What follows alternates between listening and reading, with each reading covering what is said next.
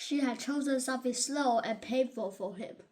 Morgan extinguished the flame in her hand. Hearing noises from the far corner, Uda opened his eyes and found himself looking at his wife.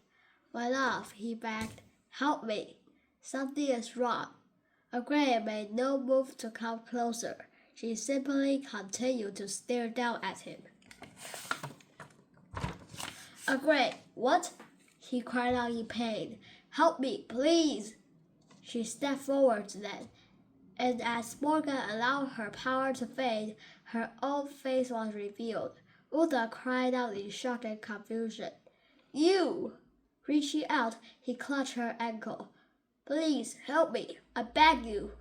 Shaking his hand off, Morgan crouched just out of reach. "You took my father's life," she reminded him coldly. "Your war cost me everything. Now you must answer for it."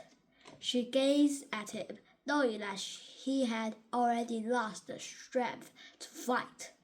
"Now I shall take everything from you, and I promise you, Uda Pendragon, that I include your son in that. I will find the author, and when I do, the Pendragon name will be no more." Hearing this, in a last desperate effort, Uda summoned his strength and made a grab for Morgan's arm. But it was too late. Looking down at the king's lifeless body, Morgan stood, letting her anger flow. White light crackled at her fingertips. Thunder rumbled through the night. Her life was not supposed to be this way. She had been a happy child, content to pass her days at Tintagel, sewing poorly and playing with dogs. Her parents had not raised her to feel this hatred, but circumstances had twisted her into someone she didn't recognize anymore. Her life had taken a very different path from the one she had been born to follow. Now here she was, in a place that once held so many happy memories. Revenge almost complete. Almost, but not quite. She had lost the boy. Tearing her gaze from the king's body, Morgan scanned the room, recalling better times. This was the place where she had sat with her father, listening to stories of knights and princesses. A place she had loved. But those times were long gone, and Morgan was no princess.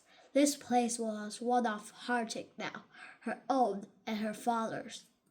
Morgan was only grateful that he never knew his wife's betrayal, but she did, and it was only a matter of time before Arthur paid the same price as his father. Morgan rode a stolen horse from the Tintagel that night, her mother's fresh screams of despair issuing in her wake. She stopped only once to say a final silent farewell to her father and to the girl she had once been. She had returned to Tintagel as Lady Morgan, daughter of Glora, Duke of Cornwall. He was leaving as Morgan the Fay. She was leaving as Morgan the Fay, the Dark Sorceress.